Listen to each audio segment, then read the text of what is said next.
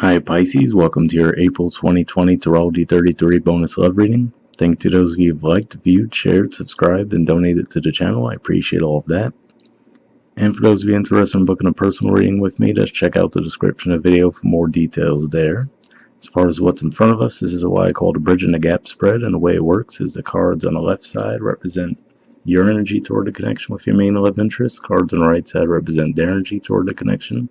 These are the past energies, present energies, future energies. And once we get through all those, we'll actually pull some oracle cards to gain some additional insight. That's where the bridging the gap dynamic comes into play. And as for the decks being used, on the left side we have the Lover's Path Tarot, on the right side we have the Tarot of Sexual Magic. And also keep in mind this is a general spread, so if as I'm going through the cards you feel more like the cards on this side represent the other person's energy and this represents your energy here, then definitely go with that too. But just keep in mind I'm going to refer to the cards on this side as your energy just so it's a little less confusing. Alright? So, past position on your side, we have the Nine of Coins. This is actually Virgo energy, which is your opposite sign. But what I'm picking up on here more than anything is just saying that you guys were showing that you were enjoying your independence, that you were self-sufficient, right? We didn't necessarily need to be in a connection. You were just enjoying yourself, living your life, basically. And, well, yeah, I mean, that's pretty much it. I feel like that's just the vibe you were giving off. Like, you were not really even focusing on bringing a connection into your life. You were just too busy enjoying yourself. You were very self-sufficient, self-reliant. Past energy on their side, we have the Ace of Swords and the Death card. So the Death card is the major arcana card for Scorpio, so some of you obviously could be dealing with a Scorpio. But what I see here, especially with the Ace of Swords in this deck in particular, could just be saying that this person wanted to tie you down, maybe quite literally in this particular case, especially if it's a Scorpio, but yeah. So that's what I'm getting there. Like in the past, it might have been one of those things where maybe they were coming on a bit too strong for you, and maybe that's why you were making sure to make it clear to them, like, look, I don't necessarily need to be in a connection, you know what I mean? So it could have been one of those things where maybe there was interest on your part, given that this does represent your opposite sign, but at the same time you wanted to make it clear that, hey, you're totally independent and fine on your own, so, you're not going to let someone come at you with this overly aggressive approach that they might have taken. That's what I'm picking up on there. And I do have to say, for some of you, this can be someone that you weren't a connection with, and they might have ended the connection with you, given that we have the Death card there, and maybe they were expecting some kind of a reaction out of you, but it ends up being that you're actually very happy to have them end the connection anyway. So that's what I'm seeing there. But I feel like the first scenario is probably more likely for you guys. In the present energy, we have the Three of Cups. So this is actually Cancer energy, which is your fifth house. So this could just be saying, again, more energy that shows that it looks like you're enjoying yourselves. Maybe, I don't know how many people are going out with their friends these days, given what's going on in the world. But, maybe this is just what that's saying. Maybe you're enjoying time with your friends and family. Just pretty much, again, showing that you don't necessarily need a connection in general as far as a romantic relationship. And, maybe you're making it clear to this person in particular that you're just fine without them, So, on the one hand, I'm looking at it, I would think, in the normal context, I would say, okay, well, you're not interested in this person. But if we're taking it in the context of this reading, which is saying that this is your actions toward your main love interest, I feel like this is really more of like a playing hard to get vibe, maybe for some of you.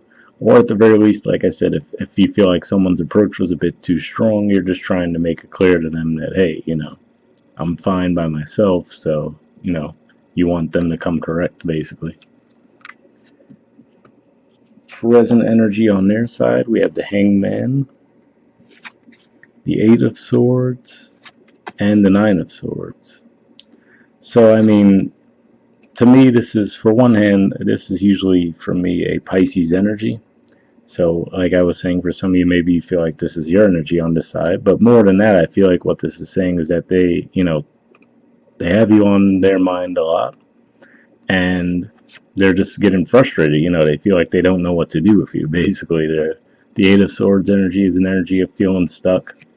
and then the Nine of Swords energy as well. So I feel like that's really where they're at right now, where they're thinking about you, trying to think of different ways to approach the situation, but at the same time, I feel like it's just giving them a lot of anxiety. So they might not even be communicating with you directly at this time. They might just be observing you and trying to figure out, well, how am I going to get in with Pisces?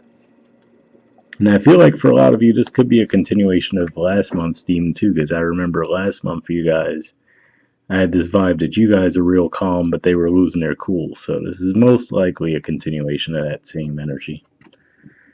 The future energy, we have the Queen of Coins. So interesting energy here. This is actually Capricorn energy, which for you guys is your 11th house. So on the one hand, maybe this is you just maybe making it clear to them that you're fine, to have a friendship with them. But at the same time, you're making it clear now, it seems like a shift for you where you're making it seem like you actually would want a serious connection. So maybe that's what this is all about too, right? Like maybe if they just seem to come across as maybe they were just viewing it as a sexual connection, right? So maybe the connection was there in that regard, but they didn't really, at least outwardly, express to you that they wanted anything more than that. So maybe this was why you were putting on this whole thing, which is to say that, hey, I'm fine without a relationship. So, if you want to get with me, you have to do it the right way, So that could have been the way it's playing out for some of you. But for others of you, this could again be you trying to, keep it at a friendship level with them and trying to see how much, how far you could take it as far as what they would actually be willing to do. So again, like I said, I'm picking up on at least somewhat of a playing hard to get vibe that you guys have going. But the interesting thing here is the future energy on their side. We have the Seven of Wands. So this is actually Leo energy for one. So I feel like what this could be saying is for those of you who where now maybe you have shifted gears and now you're making it clear to them that, hey, if we're going to do this, I want it to be a serious connection. Now they could be the ones almost doing a role reversal on you where now they're going to make you work for it, basically. You know what I mean? Especially if you look at his facial expression there, it looks like a little bit like a sly face, like he's getting away with something. So I feel like they might just be giving back that energy that you were giving to them, basically. So I don't know. That's what I'm picking up on there, especially because the bottom of the deck on their side is the Justice card. So this is Libra energy, and it's about balance. So I feel like, this is saying that the same energy you were giving to them, they're going to give it right back to you. So for better or worse, keep that in mind, right? But, what always stands out to me with this energy, too, is we see she's looking in the direction of the cards on your side, but then she's leaning away. So it could be them giving you back that same energy, which is that kind of take it or leave it energy. Like, oh, okay, well, if you don't want to be with me, that's fine. I'll go elsewhere, So I really feel like this is all a front that the two of you are putting on, which I don't know. I mean, I guess everyone has a lot of time on their hands these days, so maybe that's why it's going on for so long. But the reason I say that is the bottom of the deck on your side, we have the Two of Arrows. So this is more Libra energy. And for you guys too, Libra is your 8th house, so I do have to say that. Seeing Libra energy on the bottom of the deck on both sides could say that this definitely is maybe something that's a sexual connection, and maybe you're just at the point where you're like, trying to hold off and see if you could get them to commit. But yeah, with this energy here too, what this could be saying, given that we see that angel symbolism, this could just be saying, if we look at her, it looks like she's sleeping. Maybe you're getting some signs as far as how you should handle the connection with this person, but maybe you're ignoring them. So maybe that's part of it too. You're almost trying to buy time, right? Like maybe you're not sure, maybe there's definitely attraction there, but you're not sure if you want to be in the connection with them. So maybe that's why you're kind of doing this dance, basically. Yeah, that's really what I'm picking up on primarily. You definitely seem to be enjoying yourself, but at the same time, I feel like it's a little bit of a playing hard to get vibe there. And then I would say it looks like there could be at least somewhat of a role reversal as we get to the future position where maybe they catch on to what's going on and then they throw that energy right back. You know what I mean? So just something to keep in mind there. All right, moving on to the Oracle cards. First, I'll see if we get anything from the Mystic Moon Oracle deck. I did pre-shuffle this deck before we started recording, and what I'm looking for here is just some jumpers. So first I'll be looking for any unspoken messages from you to them, and then from them to you. And if I shuffle for a while and nothing's coming out, I just keep it as a sign to keep it moving, since it's just a general spread. But if you're curious, I do actually always pull cards for the personal readings. It just takes a little longer sometimes. Alright, so like I said, first let's see if we get any unspoken messages from you to them.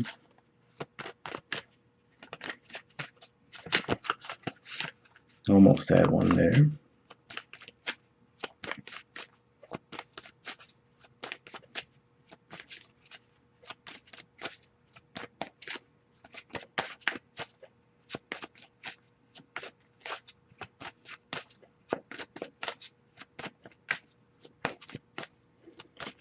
Okay, nothing coming up yet, but I'll give it a few more shuffles.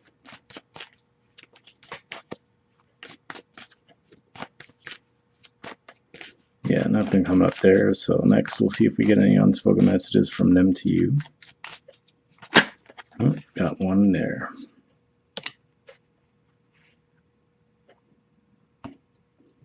Okay. So we have, is it possible to forgive and forget?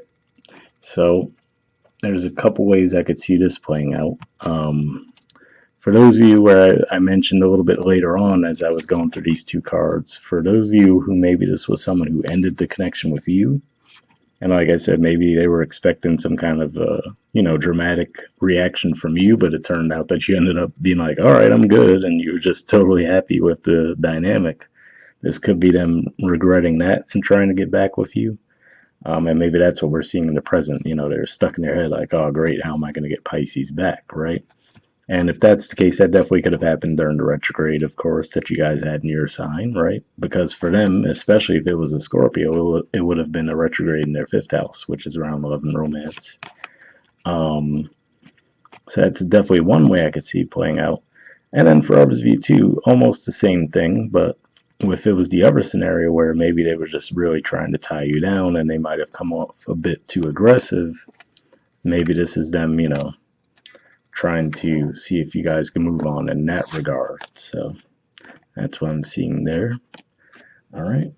And next we'll see if we get anything from the Wisdom of the Oracle deck. Same situation here. I did pre-shuffle this deck and I'm just looking for one card and then we'll wrap up.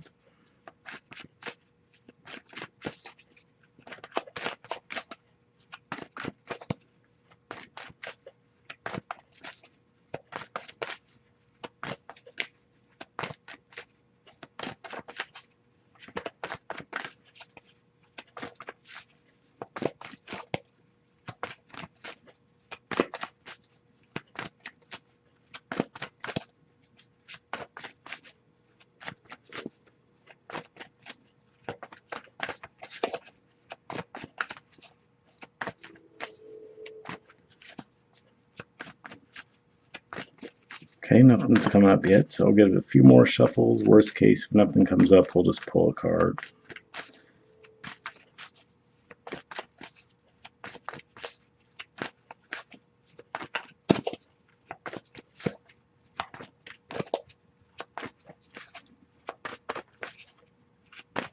Yep, nothing's coming up, so what I'll do is I'll put the deck down, and then give me a second, we'll just pull a card.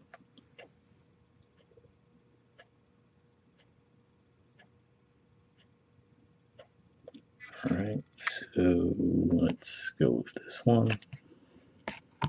Alright, we have Never Ending Story. There's the artwork, and the number is 37. It's ironic that we got that card because I was saying I feel like for some of you this is a continuation of what last month's reading was about, where like I said it seemed like you were keeping your cool, but this person was kind of losing it. So we'll see. Maybe this is a dynamic you've been involved in this person with for a while. Involved in with this person for a while, I mean. Sorry, I just realized how backwards that came out.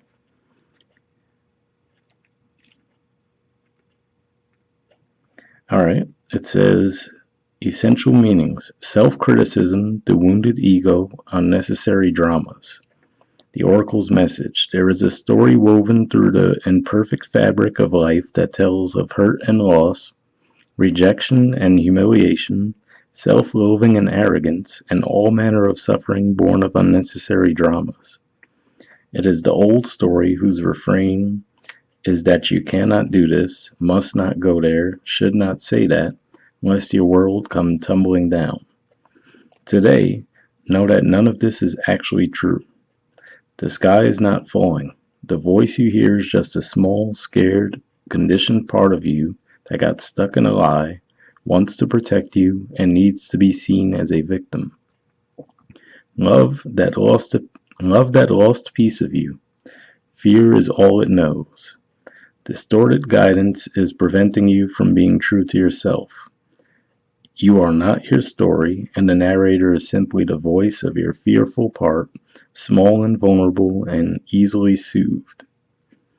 Interesting message there. I mean, as I was reading that really feels more like this would have been a message for the energy on this side. So maybe that is a sign that for some of you, maybe this is your energy and this represents the other person. But either way, hopefully you guys got something out of that message. And then the relationship message says, sometimes your heart enters into a contract with another that results in pain, not because of abuse or neglect, but for other, more complex reasons. Shame, fear of intimacy, and low self-esteem are the greatest challenges to the success of a relationship. Consider how valuable this knowledge is, however. Right now you have an opportunity for important healing, but you must reflect on the stories you weave about love, connection, abandonment, rejection, and loneliness. Not only do you need to begin a new story, you need to forgive yourself for telling yourself the old ones. Have compassion for the part of you that believes all those narratives. None of them were ever true anyway. So interesting message there, pretty heavy too. So I don't know, I mean, hopefully this would resonate for you, especially if this is maybe a dynamic that you tend to play out, where maybe you end up playing hard to get and then maybe end up taking it too far, right, where it might backfire. Or again, if this was more your energy here, right, where you might just feel like that rejection. Hopefully it resonated with you guys either way, but we'll wrap up there and I'll see you all next month. All right, bye.